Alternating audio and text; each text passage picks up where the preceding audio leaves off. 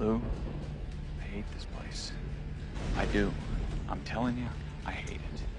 I'm in a hostile environment. I am completely unprepared. I'm surrounded by people who probably want to kick my ass. It's like being back in high school. What's that?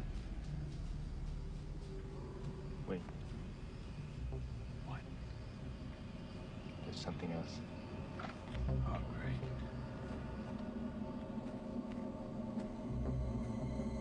What are you doing?